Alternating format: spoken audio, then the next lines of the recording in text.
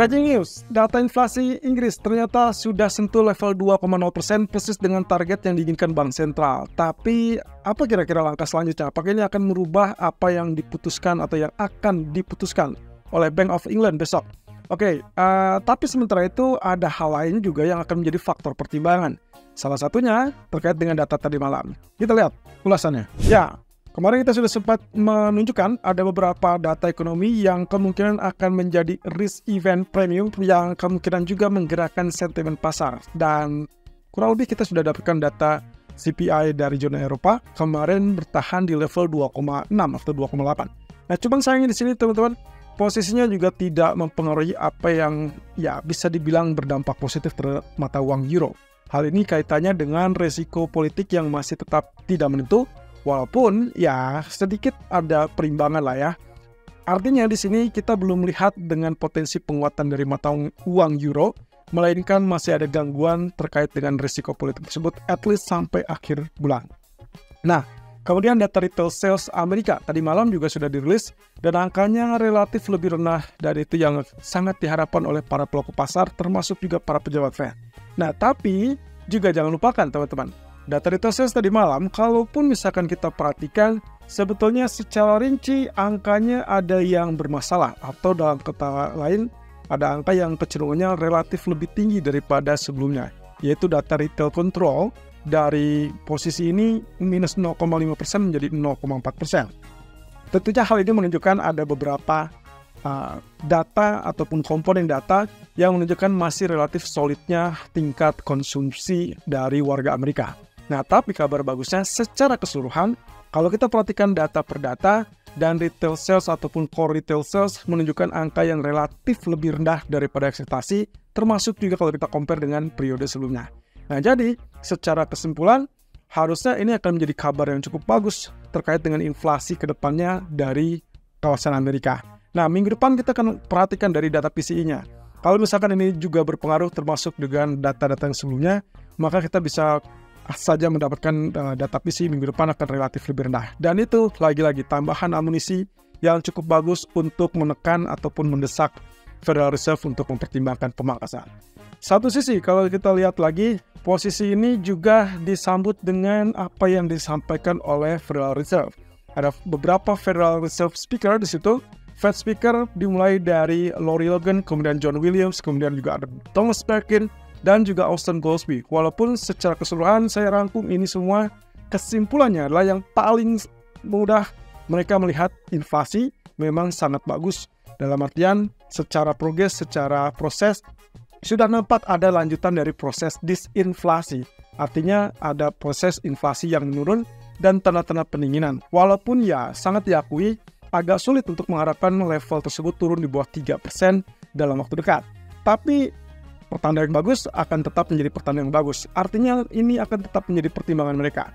Dan penekanannya adalah dari masing-masing pejabat Fed tersebut menekankan terkait dengan kebijakan selanjutnya akan sangat bergantung data. Jadi lagi-lagi teman-teman, ini yang juga sudah pernah kita bahas, bahwasannya setiap data ekonomi itu akan sangat memberikan sensitivitas terhadap market. Artinya, semakin lemah, maka mereka akan semakin menyambut dengan antusias dengan potensi ataupun peluang pemangkasan suku bunga lebih lanjut yang bisa saja terjadi di tahun ini. Bahkan, John Williams mengingatkan pula, ini kaitannya dengan sentimen market yang agak ragu terhadap kebijakan dari Federal Reserve yang mungkin akan terganggu saat Pilpres AS mendatang, yaitu di bulan November. John Williams mengatakan bahwa keputusan dari Bank Sentral itu tidak akan dipengaruhi atau tidak akan terpengaruh akibat dari faktor politik. Jadi semacam garansi ataupun jaminan bahwa mereka bisa saja melakukan pemangkasan di bulan November kalau diperlukan atau kalau data memungkinkan. Jadi sebetulnya kalau seperti ini, lagi-lagi kembali kepada apa yang sempat disampaikan oleh Goldman Sachs. Mereka menilai antara bulan September dan November ataupun September dan Desember yang bisa saja terjadi pemangkasan suku bunga sebanyak 2 kali. So, kita masih tetap punya peluang itu kalau misalkan data-data kemudian hari atau bahkan beberapa minggu ke depan kita kembali melihat data yang relatif lebih lemah. Terutamanya adalah sektor tenaga kerja, kemudian inflasi dan juga betul sekali, aktivitas ekonomi. Yang berarti hari Jumat kita akan melihat data tersebut dari PMI Service ataupun PMI Manufacturer. Nah, sementara itu dari Prancis kita lihat di sini sudah mulai agak sedikit reda ketegangan ataupun ya kepanikan lebih tepatnya yang membuat kenapa euro terancam turun ataupun melemah lebih lanjut. Seperti yang pernah terjadi di tanggal 9 Juni, mereka mengatakan atau Emmanuel mengatakan terkait dengan ide untuk mempercepat proses pemilu. Tadinya harapan dari Macron adalah supaya siapa ataupun orang-orang yang mendukung pada partai ekstrim, kemudian mereka akan beralih mendukung partai Macron atau partai pendukung Macron. Tapi ternyata perkiraan tersebut meleset. Bahkan, saking melesetnya, anggota partai yang mendukung Macron pun berseberangan arah. Artinya mereka akhirnya melintas ataupun ya memilih ekstrim kanan. Dan inilah yang membuat kenapa ada sedikit kekhawatiran bahwa kalau misalkan pemilu dimenangkan oleh partai sayap kanan, maka kemungkinan akan ada ketidakseimbangan ekonomi di Prancis. Dan itu akan berdampak kepada zona Eropa, yang mana kita ketahui bahwa untuk saat ini, Prancis lalu kemudian Jerman adalah dua negara terbesar yang menopang ekonomi zona euro. Jadi apa yang terjadi pada Prancis itu akan berdampak sangat sensitif tentunya terhadap mata uang euro atau kawasan euro tersebut. Terlebih setelah pemangkasan suku bunga pertama kalinya oleh ECB 2 minggu yang lalu. Jadi kita lihat di sini, ancaman terhadap mata uang euro kelihatannya belum selesai. Persis dengan pandangan dari MUFG yang mengatakan kemungkinan mata uang euro masih bisa berpotensi melemah sampai setidaknya mendekati atau menjelang pemilu Prancis, yaitu di tanggal 31 Juni untuk putaran pertama dan putaran kedua akan terjadi di tanggal 7 Juli.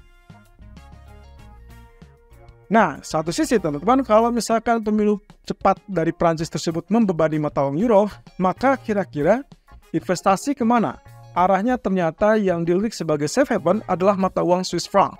Dan inilah yang membuat kenapa USD Swiss, kalau Anda lihat dari grafik, kecenderungannya mengalami penurunan signifikan selain karena faktor kejutan dari kebijakan suku bunga, yaitu memangkas di bulan Maret yang lalu.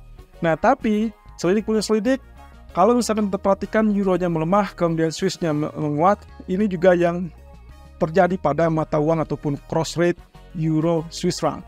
Kalau Anda perhatikan, grafikku menunjukkan angka yang cenderung turun. Jadi kalau misalkan kita imbangkan, maka kemungkinan potensinya Swiss franc yang menguat ini mungkin masih akan tetap berjalan sampai akhir bulan. Tapi hati-hati, besok kita akan menentukan apakah Swiss franc akan mengalami penguatan apa tidak, atau malah justru melemah terlebih dulu. Karena besok adalah pengumuman dari SNB, Swiss National Bank, yang dikhawatirkan oleh para pelaku pasar adalah mereka kembali mengujikan pasar dengan melanjutkan pemangkasan suku bunga.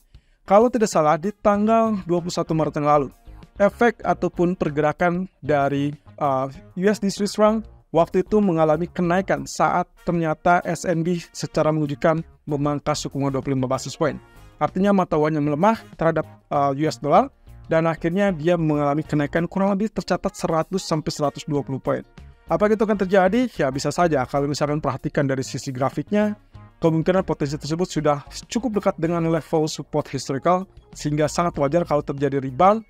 Tapi kemudian hati-hati karena dengan statement yang akan disampaikan oleh Presiden SNB, kemungkinan bisa saja menjadikan penyebab berikutnya untuk tekanan turun. Apalagi kalau kita kembali ke zona awal, yaitu kekhawatiran meningkatkan permintaan terhadap Swiss franc dan akhirnya dituju sebagai safe haven, maka USD Swiss masih bisa mengalami penurunan berikutnya setelah keputusan SNB besok. Oke, kabar bagus tadi terkait dengan inflasi Inggris yang ternyata sudah mencapai angka 2,0%. Tapi masalahnya adalah kecenderungan dari apa yang akan diputuskan oleh Bank of England besok kelihatannya tidak akan merubah keputusan untuk mempertahankan tingkat suku bunga acuan 5,25%. Tapi yang akan menjadi fokus perhatian para pelaku pasar yaitu pada statement dari Bailey ataupun dari voting anggota MPC.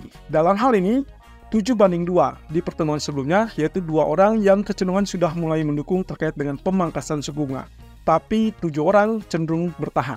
Nah, kita akan lihat komposisi ini apakah terjadi perubahan yang signifikan atau tidak besok. Hanya satu saja, kalaupun terjadi penambahan untuk pendukung cut rate ataupun pemangkasan suku bunga menjadi 3 orang, maka sebetulnya itu akan menekan atau bisa dibilang disimpulkan bahwa BOE sudah bergeser ke sisi dovish. Dan itu berarti tekanan untuk mata uang pound sterling. Satu sisi, kalau misalkan lihat dari data inflasi ini, maka kecenderungannya mungkin saja semakin dekat untuk potensi pemangkasan di bulan Agustus. Jadi hati-hati teman-teman, ini sudah pernah kita bahas bahwa pound sterling atau dalam ini Bank of England tidak akan melakukan pemangkasan di bulan Juni, melainkan kemungkinan proyeksinya adalah di bulan Agustus. So inilah yang terpenting, apakah data inflasi yang terjadi hari ini akan memberikan kisi-kisi ataupun kisaran bahwa Bank of England mungkin saja besok akan mengatakan lebih mendukung kepada pemangkasan di bulan Agustus. Dan satu sisi teman-teman, yang perlu saya ingatkan adalah jika ternyata Swiss National Bank ataupun bahkan Bank of England besok memberikan kejutan bahwa mereka di sisi dovish, maka ini akan menjadi tekanan tambahan untuk Federal Reserve yang memungkinkan untuk melakukan pemangkasan di tahun ini lebih cepat dari perkiraan. Tapi kalau kita flashback lagi dengan apa yang disampaikan oleh beberapa pejabat Fed tadi, maka kesimpulannya adalah mereka tidak akan tergesa-gesa, mereka masih wait and see, tapi penekanannya adalah tergantung data ekonomi. Artinya, ya 2 minggu ke depan, 3 minggu ke depan, tetaplah memperhatikan dan memantau data-data ekonomi yang sangat sensitif terhadap kebijakan Federal Reserve.